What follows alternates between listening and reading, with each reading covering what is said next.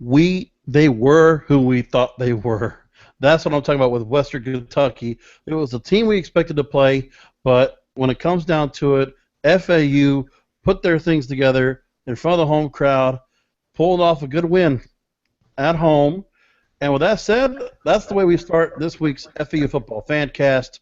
Today is October 21st, 2014. I am George, online on Twitter at King of Podcast. My brother Andy's with me on Twitter at FAU Wise Guys.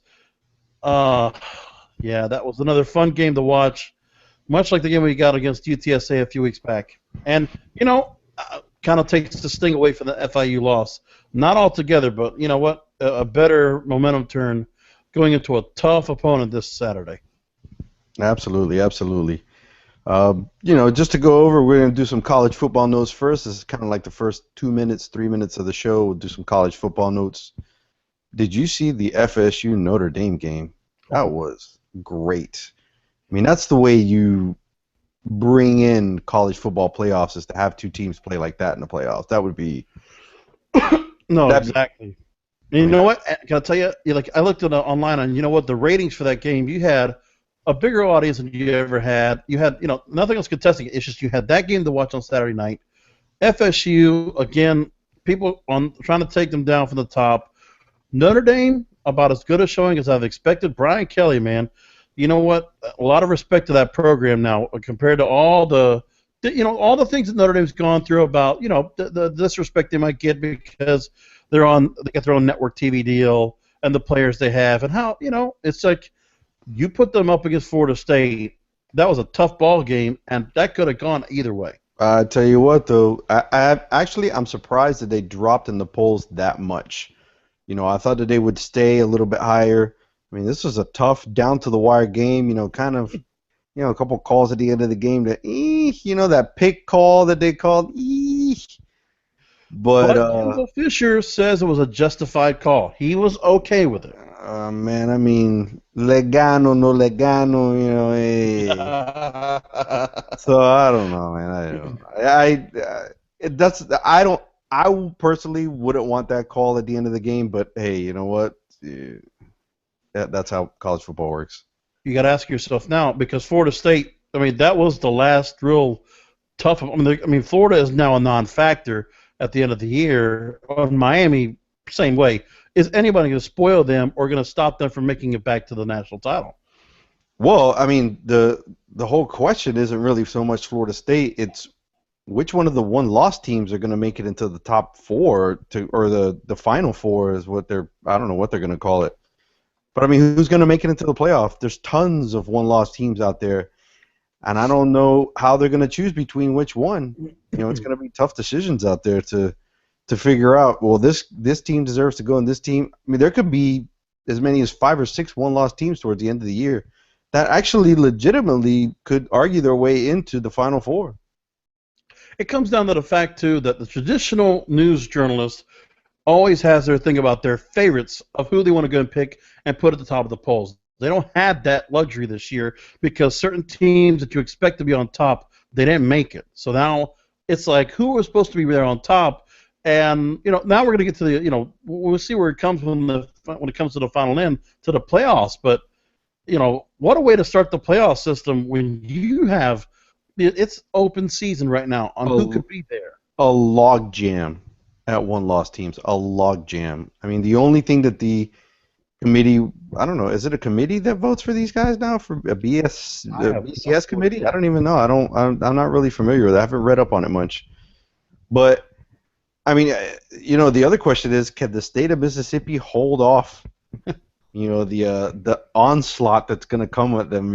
Everybody, Mississippi State and Ole Miss, the top 3, teams are thinking, oh, they're soft, man. We should be able to knock them down. They're just lucky. They got a lucky schedule. Yep. Tell you what, man. I got to believe that one of those teams, at least one of those teams, is going to make the Final Four. So, like, who do you see making it at the end? Who's going to survive? It's all going to be on runs. You have to figure that, somebody out of the Big Ten has to come out of there. So you're figuring Michigan State, Ohio State. Oregon's going to probably make some noise towards the end of the year, beating some good teams out west. I mean, there's a lot of teams around everywhere. One-loss teams that are. Notre Dame isn't out of the question at all. They got a bunch of big games coming up. They could be right back in the hunt, no problem. So, yeah, and the SEC. You know what? Now the SEC title game also. You want to talk about implications? You might see the winner coming out of that too, and it's all in the West. Like it's not Florida. It's not. It's a struggle. Well, and even Georgia's still playing well, and if they get Gurley back anytime, that could be a factor. I don't think they will, but if they do, hey, you don't know what happens. Because if you look at look at the polls. Like I'm looking at them, I don't. Like SEC still got great chance.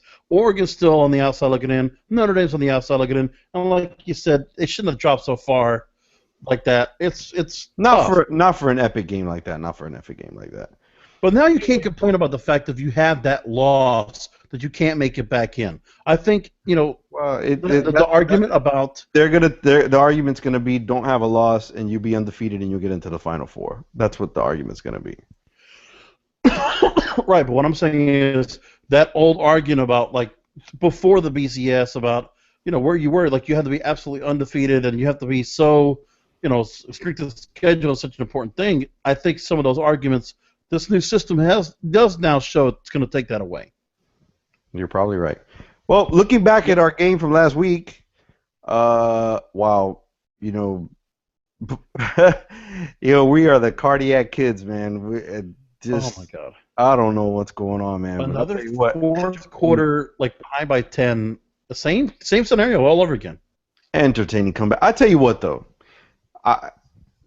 and I always talk about how, like the old FAU teams that we had. I mean, I say old when we were a young program, but the teams that we had a few years back where I always felt like those guys were in the ball game. I always felt like even though we were behind, we were going to be able to come back. I'm starting to feel that a little bit more with this team. I actually felt that at the half. I know we were down by 17, and I thought, you know what, man, we aren't playing really that bad. I got to believe we could step it up. We could do it. And sure enough, man, it happened. I mean, that kind of belief maybe has been instilled, from the last game or the last home game from USTA's game.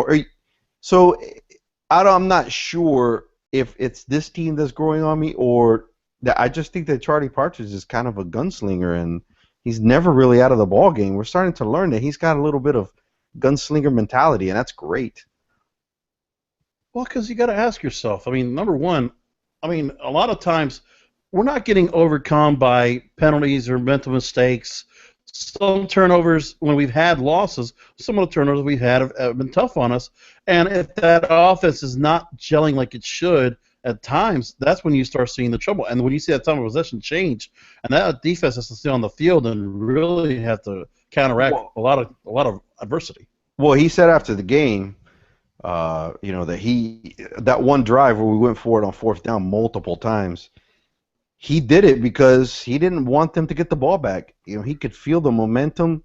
Really, he could feel that Western Kentucky was getting a real good grasp on the momentum, and it was getting away from them. And I tell you, man, even though we didn't come up with any points, that was just showing our team that, man, this game is becoming a little desperate. You need to really lock down. And our defense did that in the second half. It was great. He went against conventional coaching, and I felt good with what he did because, how many times did I say at the game when we were in the stands, when you have a fourth down, if you got a yard to go or a couple of yards to go, or you're going to go in for a touchdown and you're first and goal, 1-2 yards, Jacques Johnson is about as good as gold to make it through and make those tough yards. He does, but you've seen it in the past where sometimes, against Wyoming, and what happened? He fumbled the ball. All we needed was a couple of yards. So you can't go to the well too many times, but I'm with you. It's the type of quarterback that I like. I like the big guy quarterback, and for that reason, to get you that yard, 2 yards, and he's built for that. So, which is one of my concerns with Greg Hankerson is that I don't know if his size, can warrant that kind of use. But Greg does some other things that he does well, better than Quest sometimes. But it's a preference, and not necessarily saying that he's a better quarterback or a worse quarterback. it's just the preference, and I always preferred a bigger quarterback. You brought up fumbles just a second ago, and can I tell you, one other thing that's showing about the depth of this ball club and the maturity of the ball club is that, you know what? Jay Warren struggled. He didn't get to play this week. Greg Howe came out there. Let me give a little bit of props to him. Coming in, out of all of a sudden, and had to come in, with some time to work out, but he didn't look too bad out there. And fumbled at the beginning of the game as well. So yeah, he really did turn it around. I don't know if it was enough for him to keep that job, but yeah, he definitely got himself back into a conversation about, and even Tony Moore playing well, King Academy grad, so all for Palm Beach County there, man. And then also again, when you needed Lucky Whitehead to do some things, definitely was all over the place. We needed to see plays from him. Unbelievable. I tell you what, though, and a shout out to Rasheed Wallace there. Horrible pass interference call. Oh, what happened right after that? Picorama, baby. There, the ball don't lie, huh? Yeah. Oh, that was well called. There was, I always think there's it just gets the feeling where I don't know why some of the calls get where they were, because there's just some obvious where on interference. I mean, I think defense is doing pretty good, making free mistakes, and some calls are just ghost calls to me. I don't even know where they come from. Yeah, and to be honest with you, I haven't gone back to the TV to take a look at that one catch they made down there in the corner.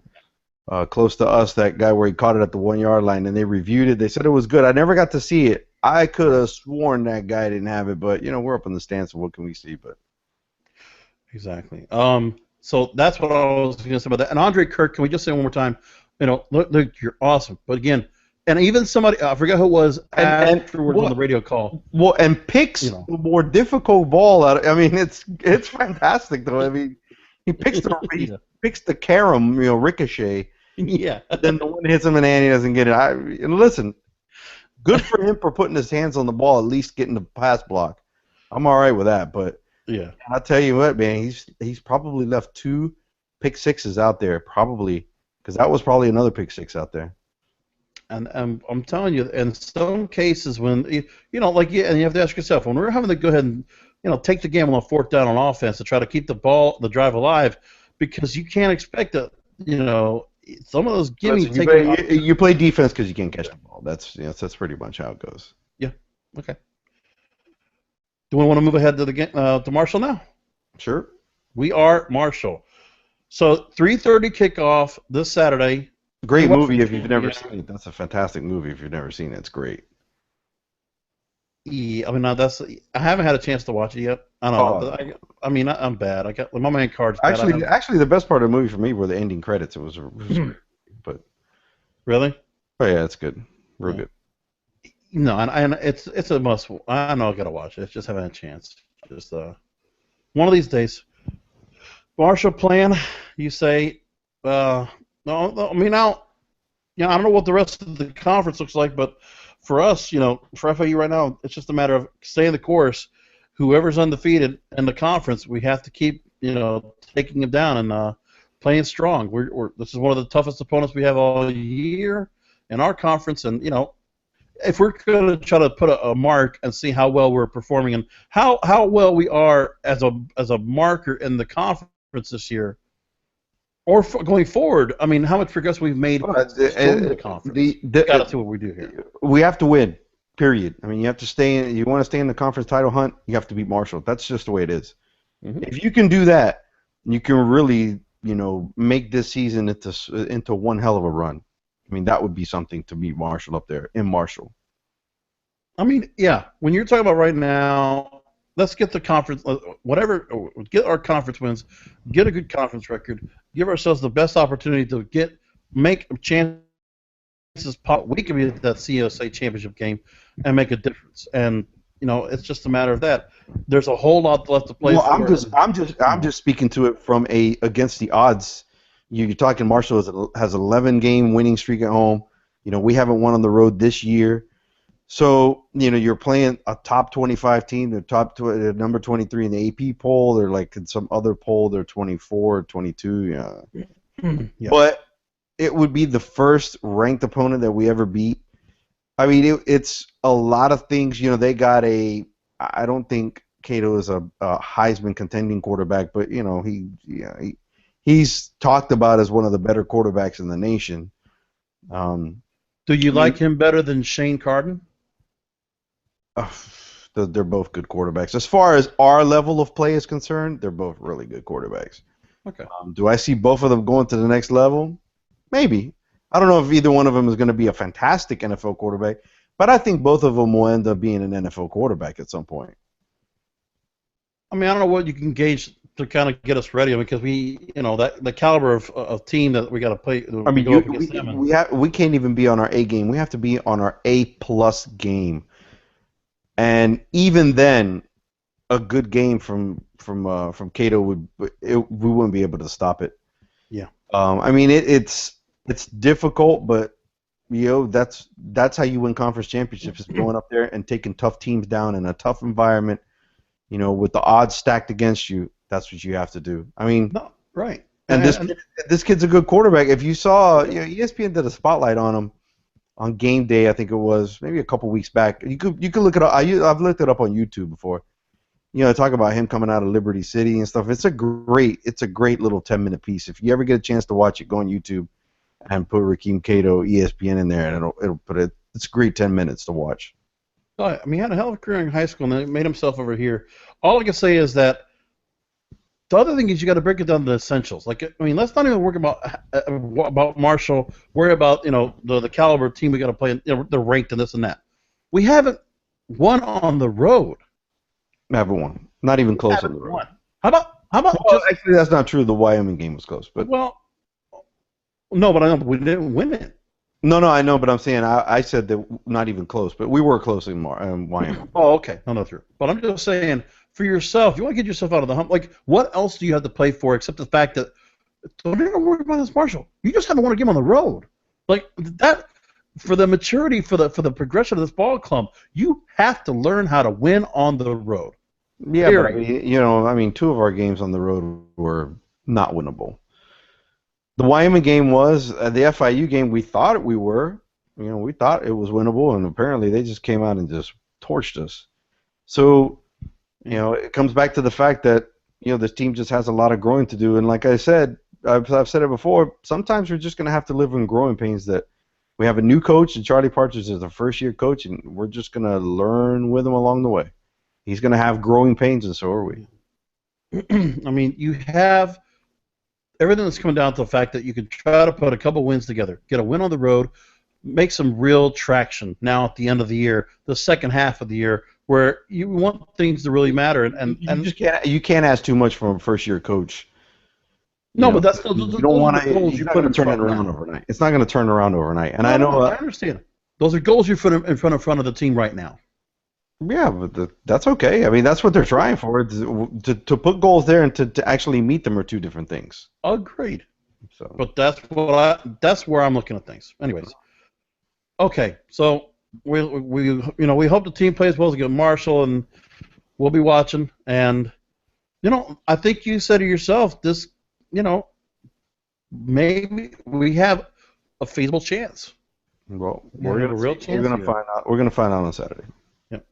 So I got to go to the other stuff we got to talk about at the game this weekend. Yeah, a couple rows ahead of us. And somebody is, I don't even know what book it was, but yeah, somebody had a book to the game. And was he like watching or reading between timeouts? Or was like book to a game. And okay, if it was a boring game, this was an exciting game. And you could put whatever word you want in that blank. Brings a book to the game. A book. I gotta tell you, we're just not good fans. No, what the problem is? It's just stuff we're gonna have to deal with. This is just the kind of stuff that FAU has to deal with. This is the kind of fan we have now. Don't get me wrong. I appreciate the guy coming to the game, putting his monetary support in. But damn, man, if we need a third down and you need to start stomping on the bleachers, put your foot down for a second, man, and stomp on the bleachers for a little while. Use your book as a noise maker. Something, man. Open and shut the book. Whatever you want to do, make some noise. Do something. Now, we've commented a little bit about the people that do all the announcements and all the hosting and stuff on the big board, and of course, I've given my adoration to Andrea Ocampo. But then there's her cohort Aaron. I don't know his last name, or I'd shout him out. But there was a segment he had. I don't know what quarter it was, but there was the a thing where, and it was one of the most creative segments. That was just easy. It was by far his best segment, by far. I when I saw he was going to do Aaron on the street again, I was like, I wasn't sure if I could give it a chance, but man, we were pleasantly surprised. It was Foul Owl. Foul Owl. He was going around campus. Anybody that had like a Kane shirt, UCF shirt, he got a little air horn. He was going around. It was great. Let me tell you, that kind of stuff is entertaining. I mean, we need to have some entertaining stuff like that on this show because we're just. But no, that was a good call. Now, if that caught on, oh my God, it was great. And then everybody had like, my name is so and so, and I'm a foul. I tell you what, man, it was a great little segment. Great little segment. Yeah. And they caught some good ones in there. Like they had, and you know what the shame is? They had a lot of examples to work with. That's not good. Well, I mean, hey, listen, man, we're how they always say about FAU, man, we're the commuter school, so whatever. I know. But hey, you know what? But for a fan, if you're a fan, you enjoyed that segment at the stadium this weekend. Listen, it's less of a commuter school than when we were there. I mean, if you lived in Algonquin. Or Seminole. I lived in Seminole for a while too. Those dorms. Remember the old bunker dorms? Oh man, these dorms they got now are great. Oh, and no, look, they're giving Lux student housing, the U Park, and the one that's back on 20th Street. Yeah, we didn't have any of that stuff. They're getting like limo service back to the school and gyms and concierge service. What? Come on, man. We didn't have any of that. We had what do we have? They got the nice convenience stores. What do we have? A trailer in the middle of the volleyball courts, open to 8, and that was it. And I had half. It didn't have anything there. They had Hot Pockets, man. They're good. Oh no! And then across you got Whole Foods. You got we had the old Winn-Dixie then. I know. I remember. You had Eckerd, old Eckerd. Old Winn-Dixie. Old Winn-Dixie. Old. It was bad. Okay, so let's gonna wrap this up. And we mentioned that's right. Yeah, the students. Thank you so much for putting this in here.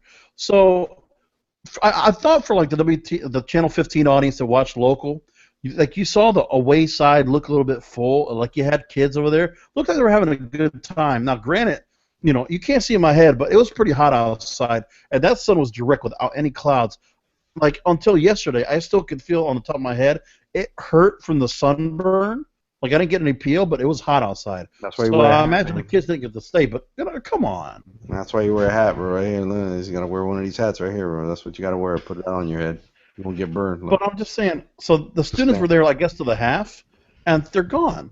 I'm like, come on. No, I think that announcement was calling the bus drivers to get them ready to get the students. I don't think a lot of the students. I think the students were just hanging around after the half. They never really came back. But they were there, but they kind of came back into the fourth quarter when we started coming back. They came back into the stands to watch the game. So. Yeah. I mean, it was nice to see that some crowd there. Unfortunately, they were the ones that kind of were there when the students. I guess it must have been too hot for them to go there because. The problem is they were sitting on that side with a lot of sun. That's probably one of the reasons they don't want to come back in there. I mean, we had a good crowd. Didn't have a bad crowd for a 12 o'clock kickoff. It was just that 12 o'clock. But it was hot. But would have been better at 3:30 or 7. But I don't know. Well, I think the next two home games are 7 o'clock. So UAB 7 o'clock in 2 weeks. But first, one thing we had to mention that we did hey man, everybody, even FAU's got into the mix of the uniforms, the helmets, all this kind of stuff, getting all a little fancy, right? Right, so, but I like those shiny helmets the Western Kentucky had. I like the red ones that we have. Yeah, I love them. But I like the reds. I like the shiny reds. So I listen, I know it's kind of a fad, these chrome shiny helmets, but you might as well get into the fad while it's hot. It looks great. Yeah, it looked really good.